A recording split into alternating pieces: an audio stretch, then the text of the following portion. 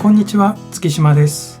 今回は私が約10年間使用してきたオーディオインターフェースの RME Fireface UCX をレビューしたいと思います。目次です。パッケージと内容物の確認、本体各部端子類の確認、良かった点、気になった点、最後にまとめと次回予告です。それではパッケージと内容物を見ていきたいと思います。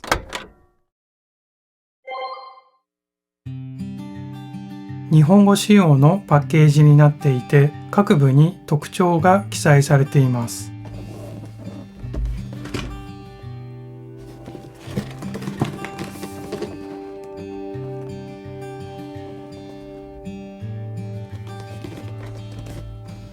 主な特徴を見ていくと、18入力、18出力チャンネルがあります。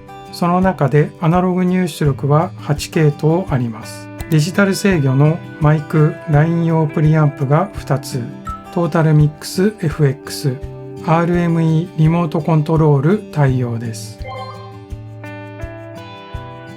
オーディオインターフェース本体です。端子類はまた後で細かく見ていきます。AC アダプターと電源ケーブルです。アダプターは小型で軽いです。ケーブルは海外向けのものと日本に対応したケーブルが付属しています。USB 2.0 ケーブルです。MIDI ブレイクアウトケーブルです。オプティカルケーブルです。本体の底面につけるゴム足です。取扱説明書類やステッカー、ドライバー用のディスクです。付属品は以上になります。次は本体各部端子類を見ていきたいと思います。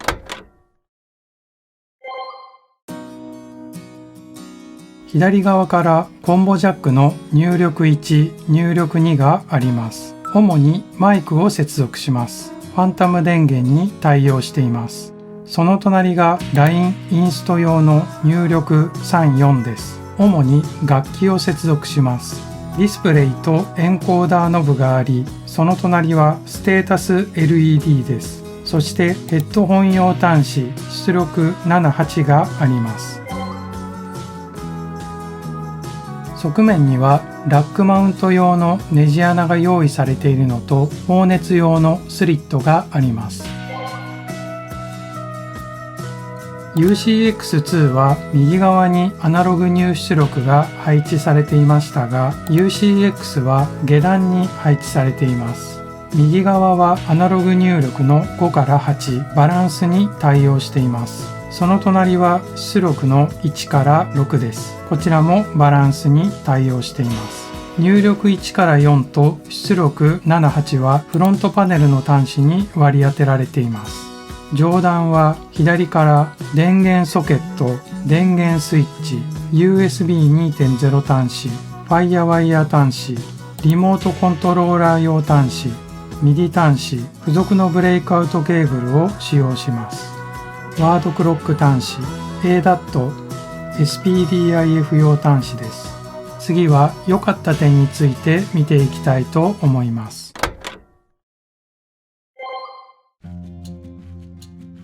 ハーフラックサイズのオーディオインターフェースの中では入出力の数は多い方だと思います。スピーカーに使えるバランス出力が6つあります。私は3種類のスピーカーを使用していた時期があり、その時はリアパネルの6つのアナログ出力には全てケーブルが埋まっていました。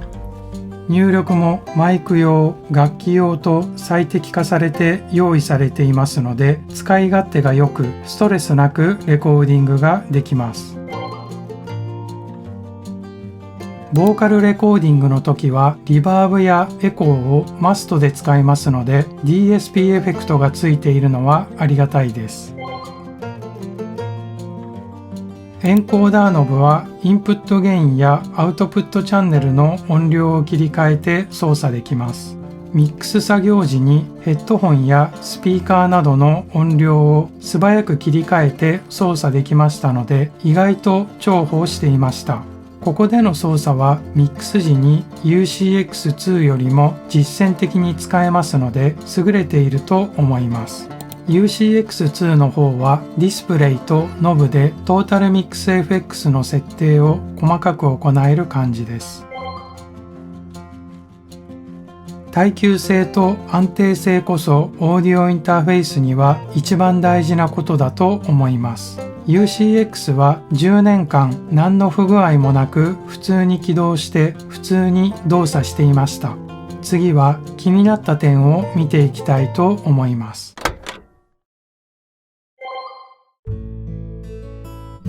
Fireface だけでなく RME のオーディオインターフェースはこのソフトウェアで入力や出力、音量バランスや設定などを行います。このソフトは初めて使う人にとっては難易度が高いと思います。私も10年間使用してきて使ってない機能やわからないこともまだまだあります。ただ理解して使いこなすことができればこれ以上ないくらいとても強い味方です。トータルミックス FX について興味がある方は動画にしていますのでそちらをご覧ください。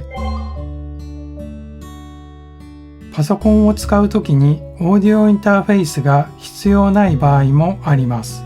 スイッチが裏側にありますのでラックに設置してしまうと電源ボタンに手が届きません。私は仕方なくスイッチ付きの電源タップを使用していました。できれば電源とオーディオインターフェースの間に余計なものは挟みたくないと思っていますので、後継機の UCX2 は全面パネルでオンオフ操作ができるようになってよかったです。ハーフラックサイズのオーディオインターフェースでも2つヘッドホン端子を装備しているものはありますので UCX もあったらよかったと思っていました。上位モデルの UFX には2つありますが私には UFX ほどの入出力機能は必要ありませんのでいつも悩ましく思っていました。次はまとめと次回予告です。